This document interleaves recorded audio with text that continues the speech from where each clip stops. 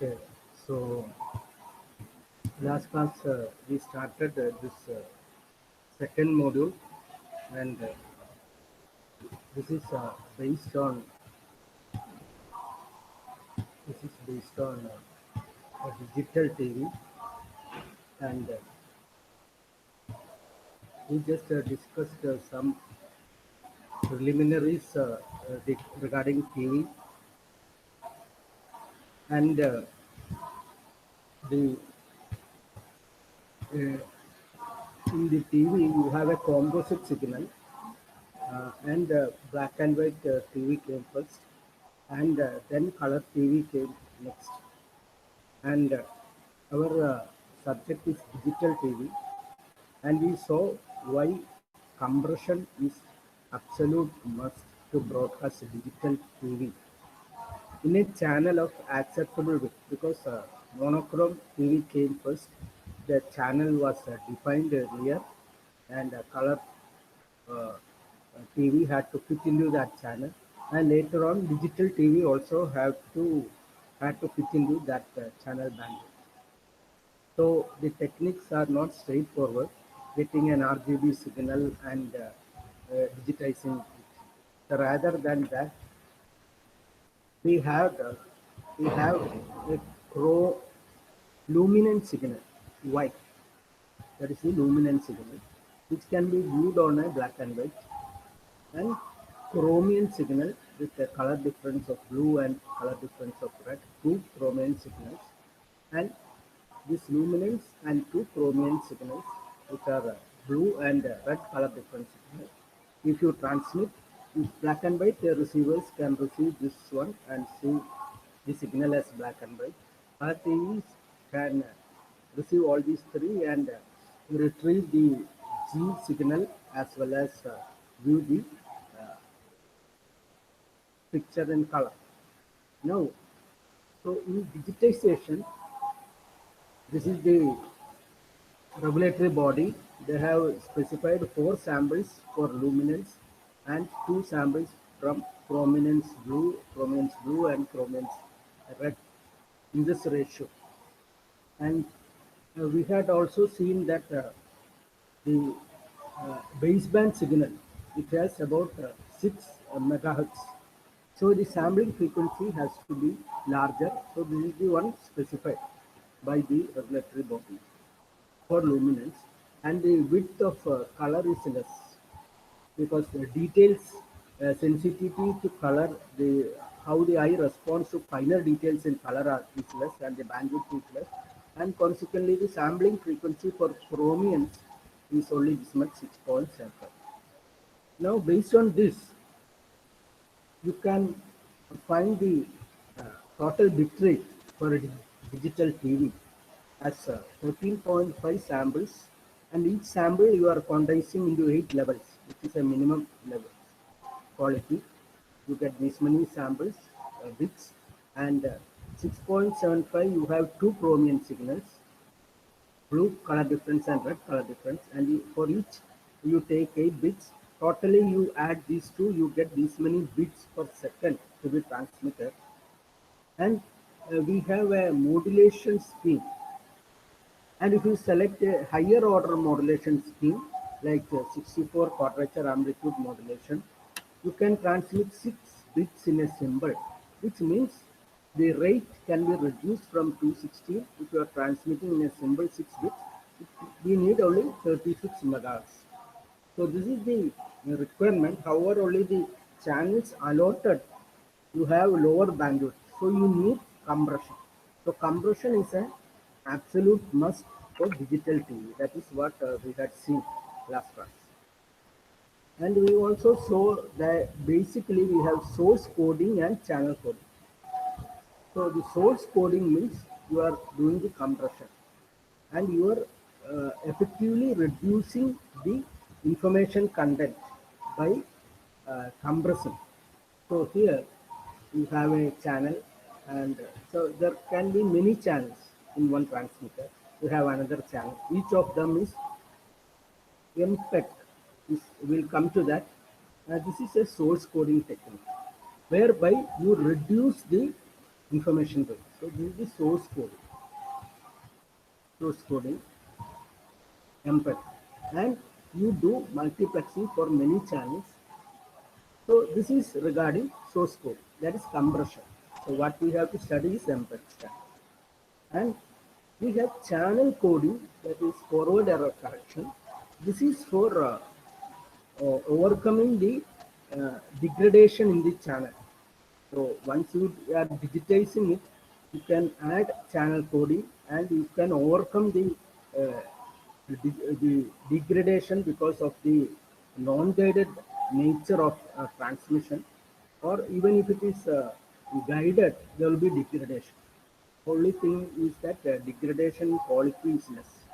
Noise will be there anyway. So this is the forward error correction, which is the channel code. So these are the two terms coming, and our digital TV, the preliminary compression comes under source coding, and this is converted to RF and transmitted, as we seen in the microwave, to do IF, RF, and transmit. And source coding is basically compression of not just picture, there is an audio associated with both these signals you are compressing. That is the purpose of source coding. Reduce the bit rate. Now we will see some general data compression principles. One is run length coding. So one approach is do run length coding. So suppose a source is emitting a large number of ones. So you are transmitting one, again you are transmitting one, like that 25 times.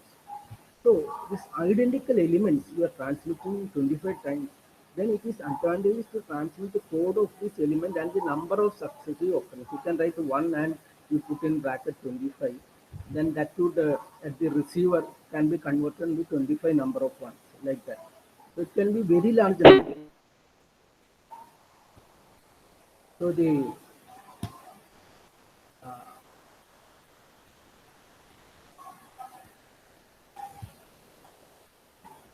quantity can be very large. So this is a run length coding. So this coding does not lose any information. This coding uh, does not lose any information. It is lossless. So this is used in zip in file compression. It is used in fax machine, etc. Another approach for source coding is variable length coding or entropy coding. This you might have come across in error control. Suppose the probability of occurrence of an element, and which is generated by a source, and it is coded using 8 bits. If they are different, so the source, the, the text of English alphabet. So when we view the normal text, we can find that certain alphabets are occurring more frequently, so their probability is more. Certain alphabets are occurring with a less frequency, their probability is less. So what we do is more frequent elements we use less than n bits, where n is the average number of bits, and less frequent elements we code with more bits.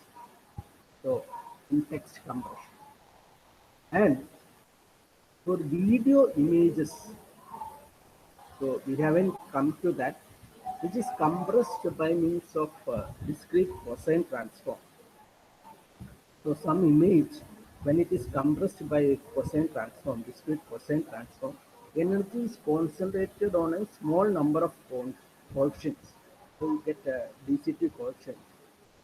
And as opposed to temporal representation of video signal where all values are equiprobable.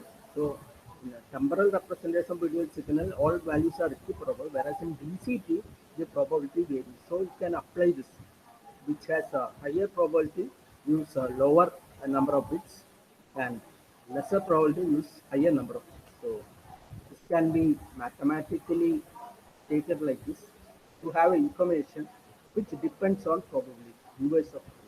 So that is Q represents the information, which is inversely proportional to probability.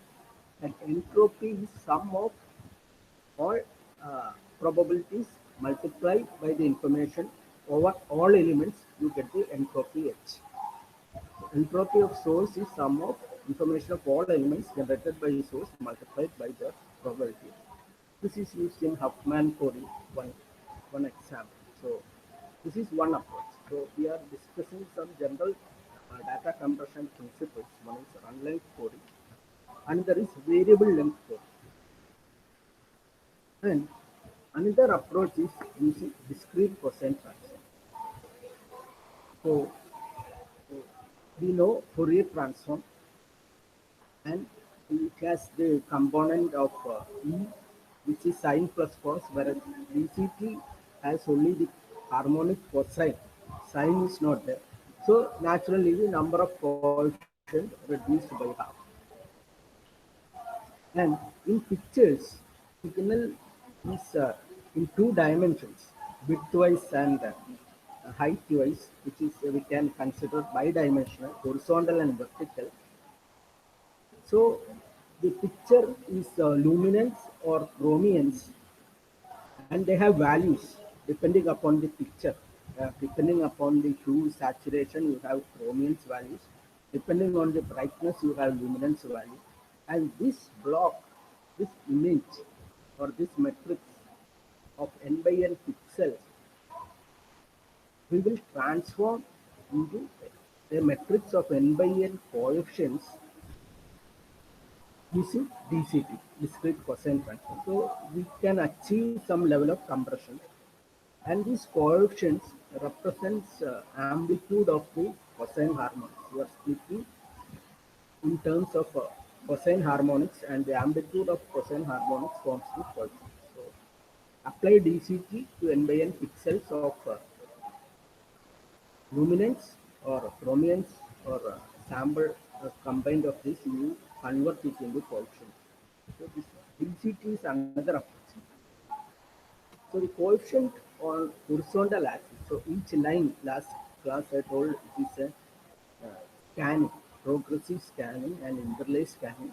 You have sawtooth waveform for a line. You have a retrace, and for vertical uh, sawtooth waveform for the vertical deflection, or a image or a field. There are two fields in an image. So the coefficients, when you transform the pixel values into coefficients, and coefficients represent increasing frequency in terms of cosine. And the vertical axis, it represents again vertical frequency from top to bottom. So we can see that a picture is converted. The pixels are values are converted to DCT coefficients. So the first coefficient in top left corner represents DC coefficient. So we'll come to that. So we need to know that the frequencies are increasing horizontally from left to right for this DCT matrix, and it is increasing from top to bottom for the vertical frequency. So the first coefficient, which is appears to be the left and top, represents zero frequency or the DC value of that image or that block you consider top left corner. Bottom right corner coefficient, it represents the highest frequency in the two directions, top, bottom and right. To reduce complexity of circuitry and processing time, so we should choose a block size. So DCT is applied on a block. So it is normally chosen as 8 by 8 pixels. You take, apply DCT. You transform into matrix of 8 by 8 coefficient. So DCT is one method to reduce the bit rate. To reduce complexity of circuitry and processing time, the block size is normally chosen as 8 by 8 pixels, which is transformed to DCT, and we get 8 by 8 coefficients. Normal. So here there are 8 pixels horizontal direction and 8 pixels in vertical direction constitute a block. So this is a block. There's 8 pixels in this x direction. horizontal direction, 8 pixels in y direction. So totally 720 pixels in horizontal direction. You divide by 8, you get 90. So there are 90 blocks in this direction. And totally 576 pixels in this direction. Divide by 8, you get 72 blocks. So 90 blocks by 72 blocks. Each block has 8 by 8 pixels. So there will be values. Some values, it represents the image. It could be the luminance, chromiance, or when you uh, sample, it could be 4 samples of, or like that. Some values. These values represents all the information content present. So what mathematically is done is you take 8 by 8 pixel block, convert into 8 by 8 option by applying DCT. So this is the transformation of block of 8 by 8 pixel into matrix of 8 by 8 option using DCT. So if you just consider the visual representation of contribution of each person, this is a picture. There is no deviation. This DC. So DC level of picture comes here, and here horizontally there are 2 lines, here 3 lines, 4. So this is the horizontal frequency of the picture. You look in the other direction. This you divide into 2 lines, then 3 lines. This is the vertical frequency of the picture. So vertical frequency content in the picture, horizontal frequency content. What are their contributions? And each coefficient, and then the highest frequency, and this is the DC. This is the visual representation of contribution of each coefficient to the appearance of original block of 8 by 8 pixel. We have divided picture uh, into blocks of 8 by 8, and we are applying DC. So this represents horizontal frequency or variation. This represents vertical variation of vertical frequency. This is the top left DC, and bottom right the maximum high frequency of that block. So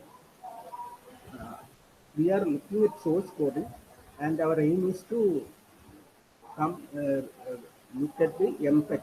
So before that, we are just looking at the various general compression algorithms, which are the source coding, run length coding, variable length coding, DCT. So up to this process, this DCT is reversible. In the sense, you can convert to the original picture. So, however, now onwards we are doing something which is irreversible in nature. So I'll just talk about that. So here, you could reduce sensitivity of human eye to high frequencies.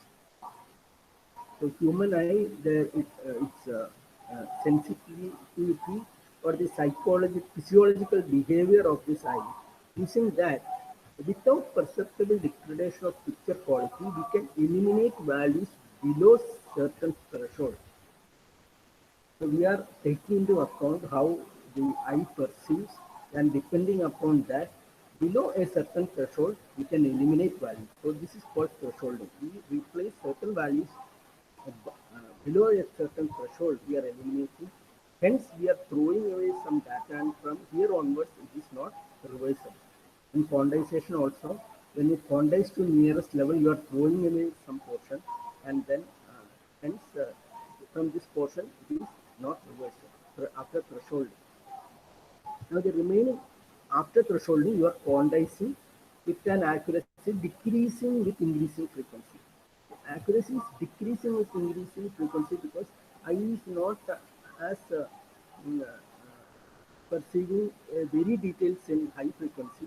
So you can reduce the accuracy as frequency increases, which again reduces the quantity of information reduced to encoder block. So you are taking into account the nature of the how I perceive things, and then you are doing thresholding and quantizing with varying accuracy. So you had a matrix 8 by 8, you do for DCT, arrive at this, and then you do thresholding and quantization. You arrive at a matrix in which you will have many zero values. And then finally, you need to transmit this value. So we are now uh, looking at an 8 by 8 block. So first one represents DC coefficient of that block, and others are AC. So this AC, you do zigzag reading of the person. So you take this one, then this one, like this. You do zigzag and you take last AC component, and you can transmit serially. Then you can transmit serially. So you can serialize the whole thing, this matrix, because our transmission would be like that. So you do zigzag reading of the function. Now we had seen, we are looking at the basic conversion, and first we need to look at how we apply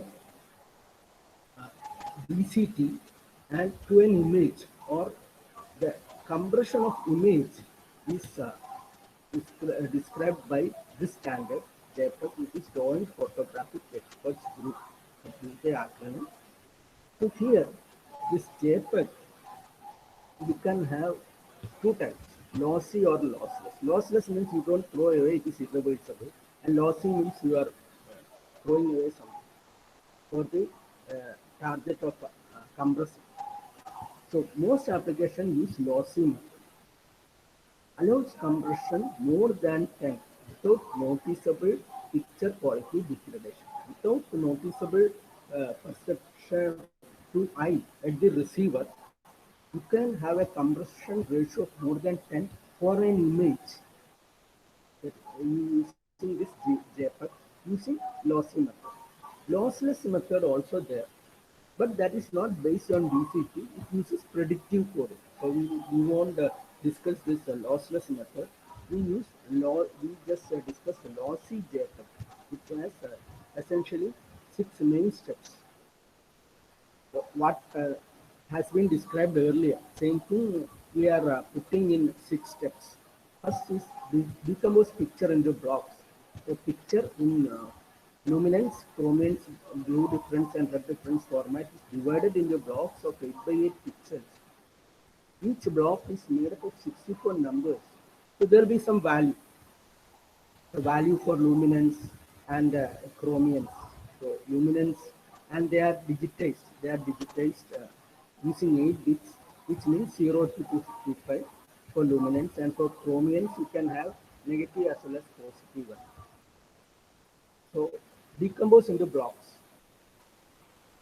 and apply DCT. This is second step. There are 6 steps to each of this block and generate for each one a new matrix of coefficients of increasing spatial frequency as one moves away from the origin, and the origin contains DC component. The average luminance or chromiance of the block is there in the origin, and you move to the right increasing frequencies. So you apply DCT on a block. Block is 8 by 8, and you get 8 by 8 coefficient. The values of this coefficient decreases quickly when going away from origin of matrix. And final values are generally a series of small numbers or even 0. So if block is of uniform luminance or chromium, only DC coefficient will not be 0, and only this coefficient will have to be transmitted. So only, maybe there is no much variation in the block. So as regard luminance or chromiums, only the DC component would be there essentially, and many of them would turn out to be 0. And this is the second step. Third step is thresholding and quantizing. I does not distinguish fine details below certain luminance level. Zeroing the coefficient below threshold and quantizing the remaining ones. Okay, thresholding and quantizing. With decreasing accuracy as frequency increases, because I does not perceive the high frequency detail with that much as accuracy as it perceives the low frequency detail. Now this DC coefficient is differential pulse code modulator related to DC coefficient of previous block. So DC coefficient absolutely we don't transmit. Related to previous block, you do differential pulse code modulator, which allows more accurate coding with given number of keys. So this is the third step. And fourth step, we are seeing zigzag scan. Except for DC correction, 63 AC corrections are read using zigzag scan to transform the matrix into a flow of data best suited for next coding. And the next two steps are, one is run length coding. Which I have told earlier, you have say 100 number of zeros, you just write 0 and in bracket 100. So that is to make best use of long series of zeros produced by quantization and zigzag scan. The number of occurrences of zero is coded, followed by the next non-zero, which reduces the amount of information. That is a run length coding. And the next step is variable length coding. It is used in Huffman coding, uses a conversion theory to encode most frequently occurring values with a shorter length. Probabilities are different once you take this DCT, and less frequent values with the longer one. The last two steps, RLC and VLC, unlength coding and variable length coding, alone ensures a compression factor between 2 and 3. Our aim is to have a compression factor of 10. These two steps already provides a factor of 2 and 3. So these are the various steps in DCT. This last one, before that for solving quantization, before that you are taking the DCT, and these are the after making it into blocks. So these are the various steps, and these are in DCT and in JPEG with lossy compression uses this DCT, and these are these steps, and these are for images, not for moving pictures. So all these steps can be done using software. You can do all these by using a software, and there are a number of specialized processes also to speed up this process. You can have hardware. Implementing things in hardware will speed up the process. So this regarding JPEG coding, and this shows the decoding inverse, the VLC and RLC, a decondenser, inverse DCT, and you get a block and you get the decoded picture at the receiver. So this is regarding the still picture, and we will discuss regarding the moving picture, which is